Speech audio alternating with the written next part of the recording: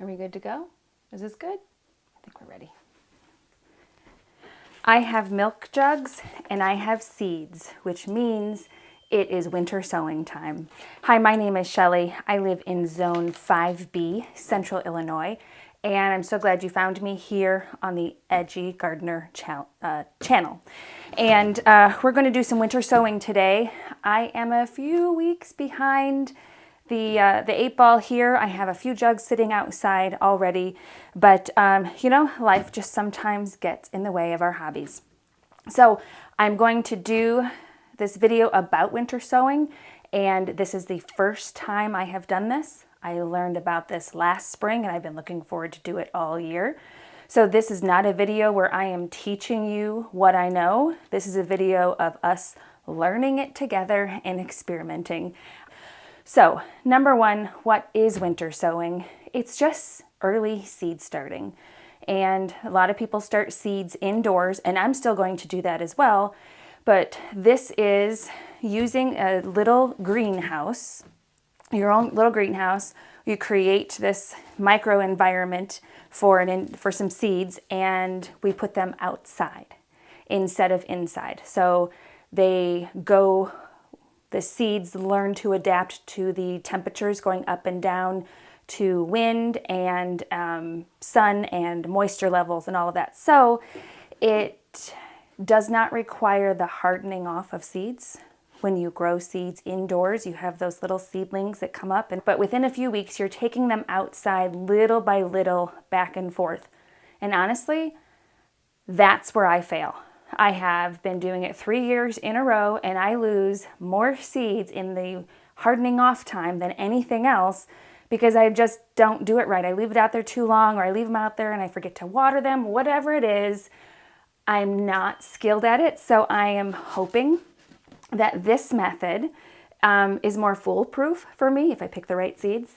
And also, I think it's pretty cheap. It doesn't require lights. It doesn't require heat mats or fans or room heaters or room air conditioners, whatever that is. It's just the environment. So I'm really liking the idea of this. And it also saves space. So that is what winter sowing is, and those are the benefits for me. So the supplies that I have here are milk jugs that we've collected over the year.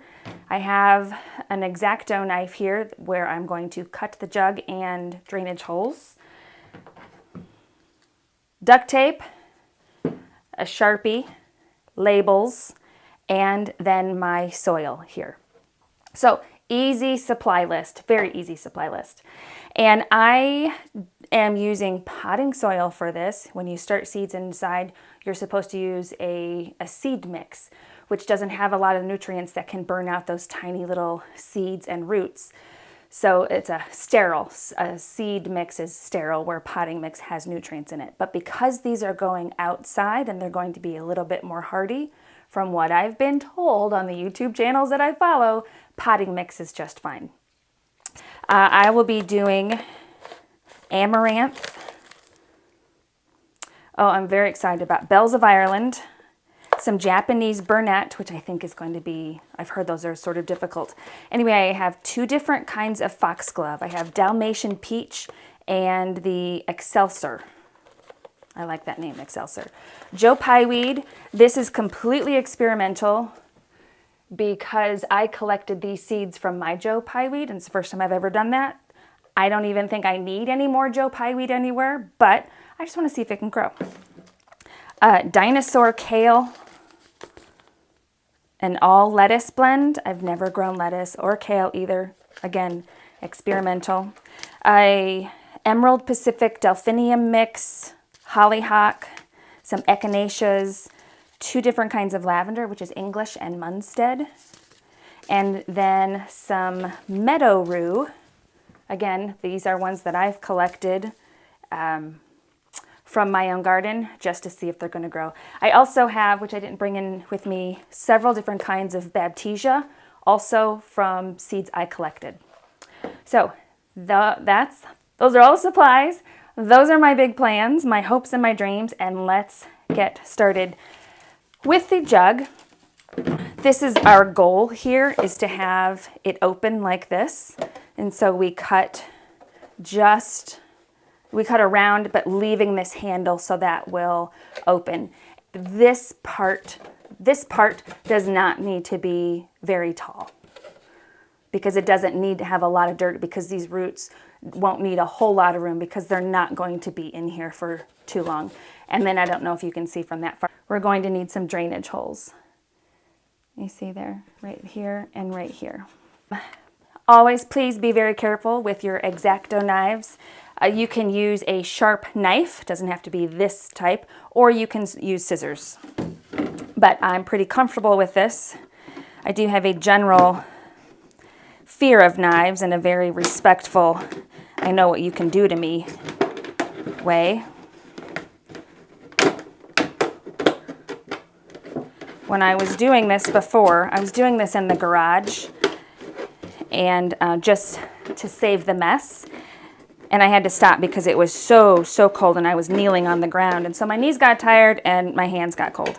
But my daughter called me while I had this knife in my hand, saying she was on the way to the hospital to get stitches in her thigh because she was scraping paint and sliced her thigh. So it made me be extra super cautious holding this. Okay, you see how that pops open just like that? And I have the handle here. Now on the bottom, this is what makes it, I think this is the hardest part of these jugs just because they get so flimsy. And really, I think you should do the drainage holes first before you cut. And I do a little triangle. I started off doing little X's and then trying to cut a flap. That did not work as well. So I suggest triangle. And 3 or 4 of them is what most people have been doing. Make sure the blade is always facing away from you as much as you can. Yes, this is much easier if you do the bifurcating second. That word bifurcating is a weird word. I learned that in one of my real estate classes. It means to cut in half. Okay, so there we go. So I'm going to cut a few more of these. I think I have a total of 20 jugs. 19, 20, or 21, I don't remember exactly. And we did finish a gallon of milk last night, so if I need more, I can go downstairs. Okay, oh, this is so much sturdier before you cut it.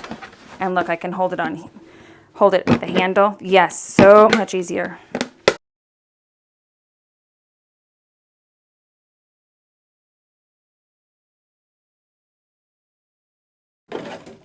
Some of the jugs actually depends on what kind of milk you get. Some of the handles sit much lower on the jug than others. Like this one is so much higher, which means you'll have to put more dirt in here to fill that reservoir.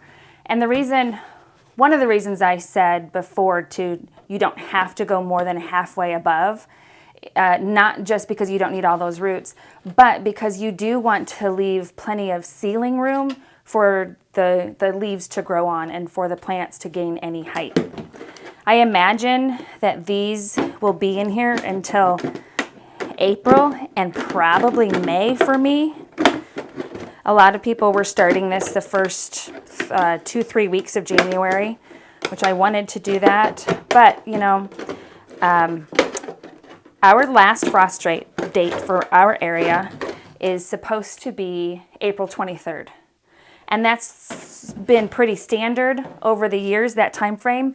But I looked back on my Instagram, and last year, was it May 9th or May 12th, we had to bring all of our tender annuals in because we were having a night below freezing. It was going to be a hard frost. Because our last frost date is supposed to be April, but we kind of have history of going into May, that's why I'm not so concerned that this is the February 3rd and I'm just now doing that.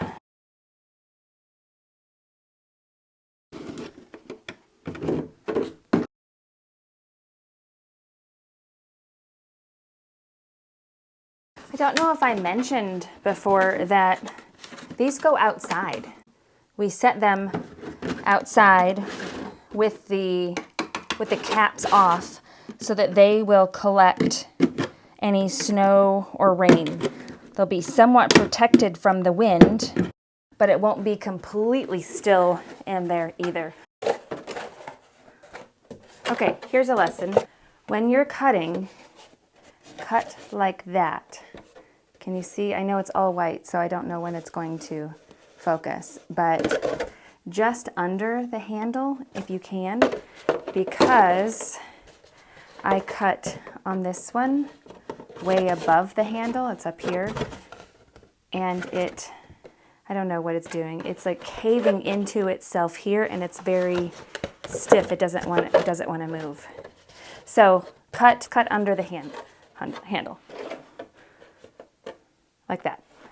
Let's talk about the soil. Make sure that these are cleaned out very well, washed out very well. You don't want milk or orange juice or apple juice fermenting or whatever you had in these jugs to carry over into your soil.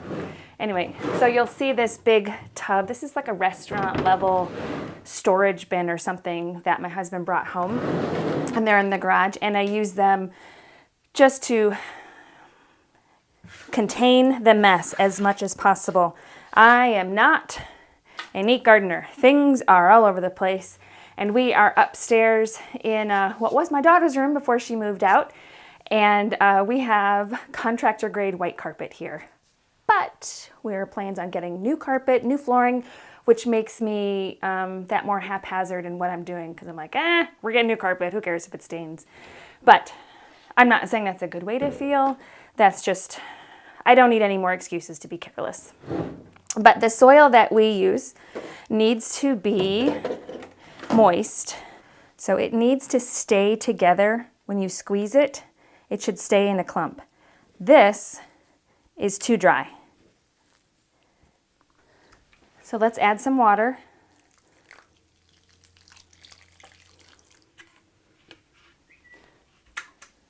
And this is the part where I get messy.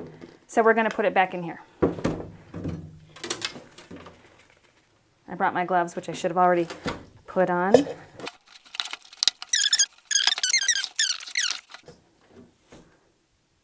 Okay.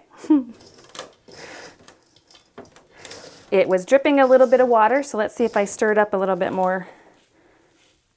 Okay, here we go. Okay, you see? It's not dripping water, but it's maintaining its clump. Okay, well, I just dropped some on the floor. I'm gonna have to vacuum that up. Okay, this is when it gets fun.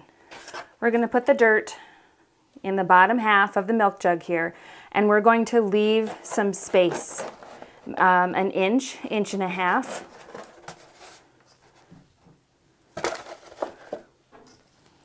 This is the part where a lot of people would use the little trowel, but I seem to have crazy wrists where I'm doing the trowel and all of a sudden my wrist just does that and dirt goes flying the other way.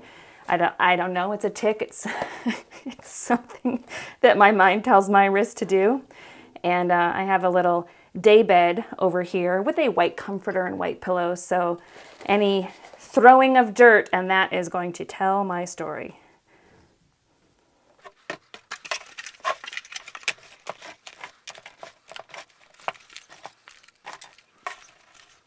Okay, so this is one where I cut it too low. Maybe this is the same one I was talking about before, but it's really hard to bend that back. And looks like I cut it too high because this is a pretty thick soil reserve and not a lot of growing dome area up here. So this was all about how to do it wrong.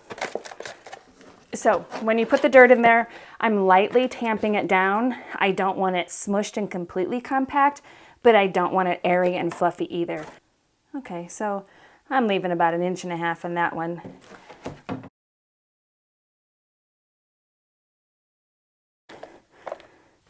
I thought that this would be easier than lugging the soil up and less chance of me making a complete mess up here.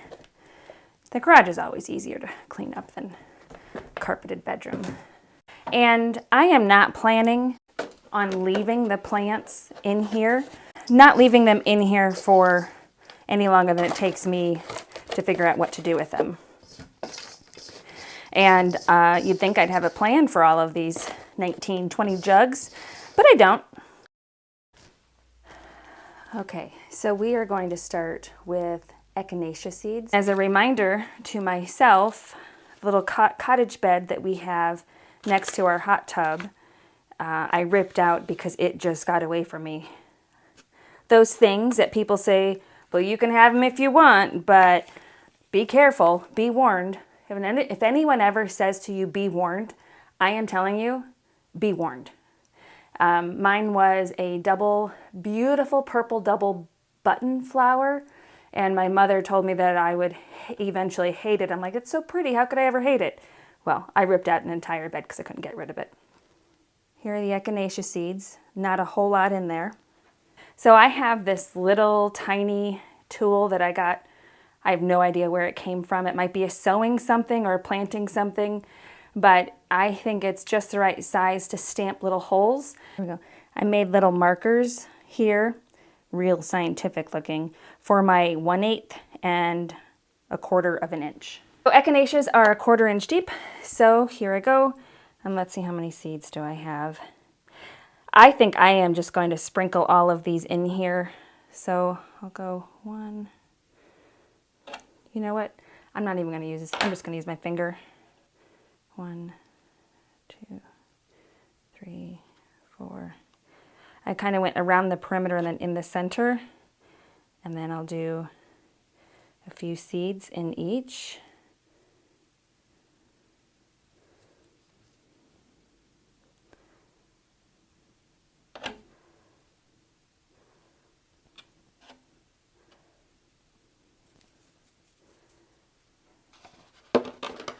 Okay.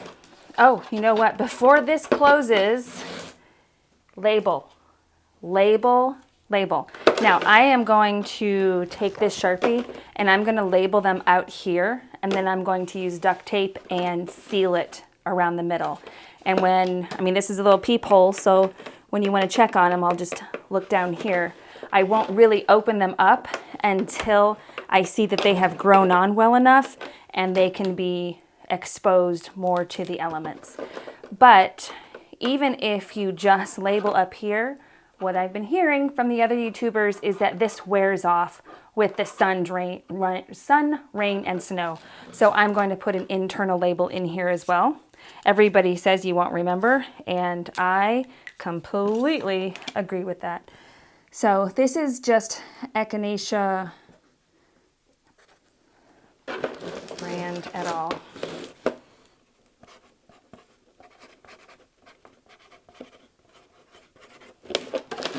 There we go. I'm going to stick this in, and then we go to the duct tape. And when I watch other people do this, they do it somewhat seamlessly. They just open this up, tear it off, and set it around. I seem to make it a lot harder than it's supposed to be. I guess I need to go back and watch how they finesse their way around this milk jug.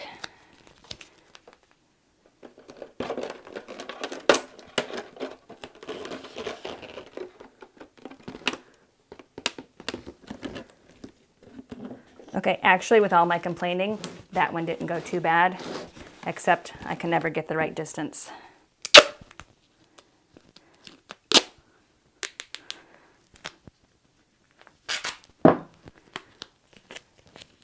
I just missed it by that much. Okay, so just get a good seal. Remember, this is supposed to be a mini greenhouse. So we don't want water coming in here, we only want it coming in here. And I have mentioned that I did about 3 of these before. I did Amaranth, Bells of Ireland, and the Japanese Burnet. And the next weekend it snowed, and I was so excited to see my jugs buried in the snow. I don't know why. Okay, there's echinacea. So the next one that we're going to do is this hollyhock. And I am a sucker for anywhere from pink, especially purple, and then into purple black flowers. And I have seen these for years and loved them, have never seen them in the store. Look at those seeds. They look like mini seashells.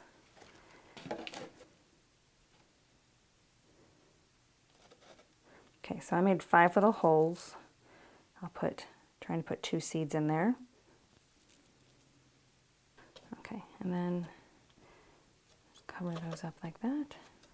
Now, since the soil is already moist, I don't need to water them in. Not hollyhock.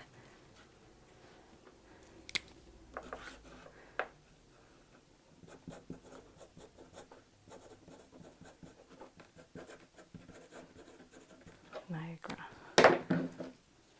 There we go, hollyhock Niagara. I want to say Niagara, but it's Niagara. This is one of those that I cut too low, so it doesn't want to bend.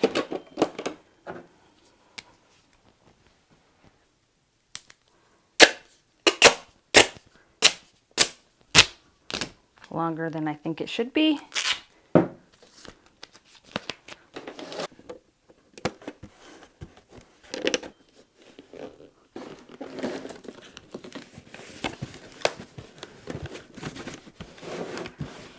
That was a very jagged cut.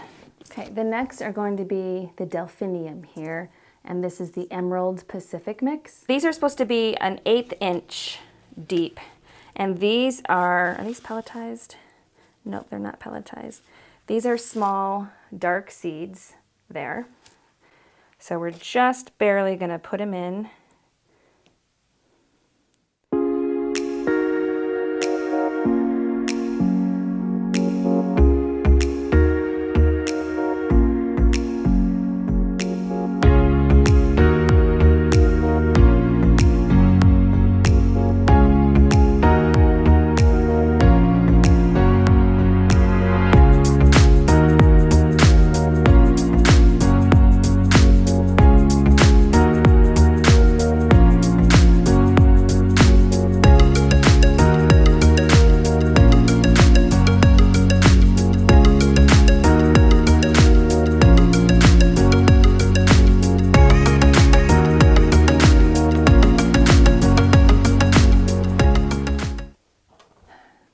This is one of the main reasons why I'm even doing this method, because I thought that these foxgloves were absolutely beautiful when I saw them on another YouTuber's garden channel, and it was in not necessarily a cottage garden, but purples, pinks, peaches, and whites, and I paused the video and just stared and studied all of the flowers, and luckily she did talk about these. Dalmatian peach foxglove. Now, these are supposed to bloom their first year. That's what I'm hoping for. And I ordered these from Floret, and they have a lot of information on the back of the seed packet, and they send you little pretty cards too. Isn't that beautiful? Makes me want to go put lavender in my diffusers. So foxglove, let's see. This says foxgloves need light to germinate, so you're not supposed to cover them. And I would give up 2 of these for the foxgloves. This is how they come in this little dropper, and they're pelletized.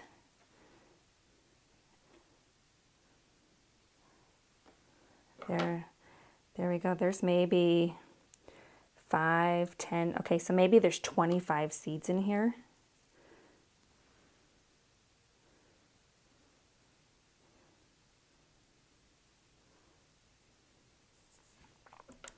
Okay, so that took a lot of them, and I probably overdid it. I have 2 packages of these, and I just crushed a seed putting them in there too. So I'm going to use these somewhere else, but this is my Dalmatian Peach Foxglove. So my problem now is that I am out of labels. Oh, 2 more.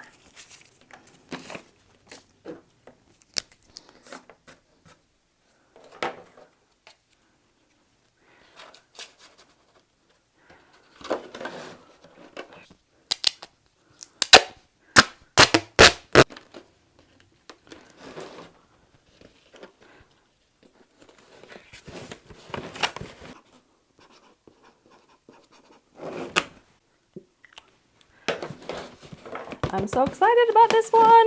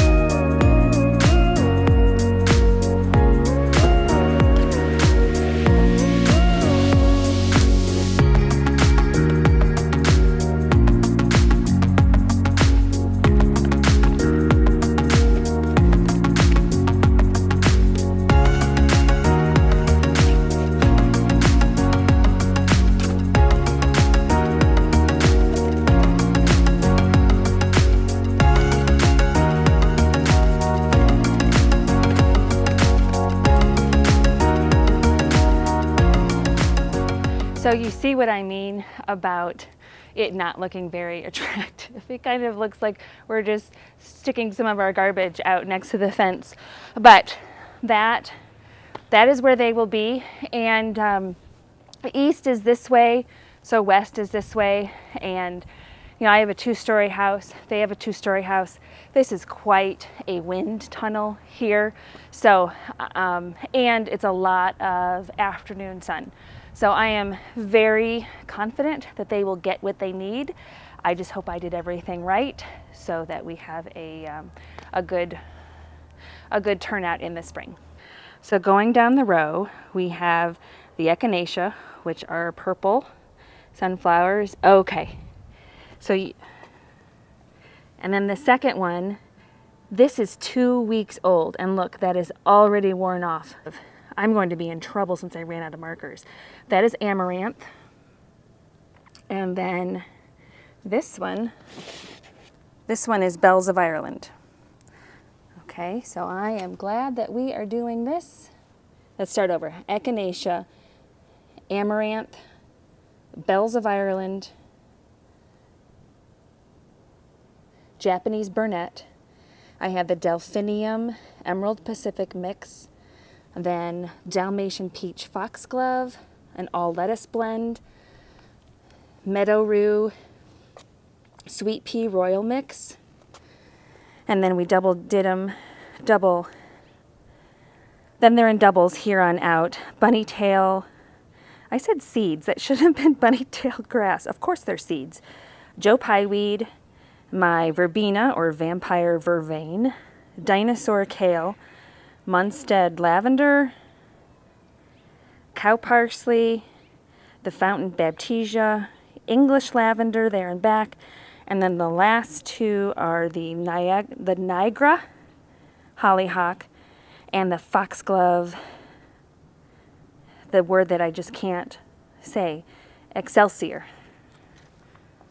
So that is it. The winter sowing project is done. Now, I am still collecting milk jugs, so I don't know if I will continue for the next few weeks to add some seeds, or maybe I just leave what I have.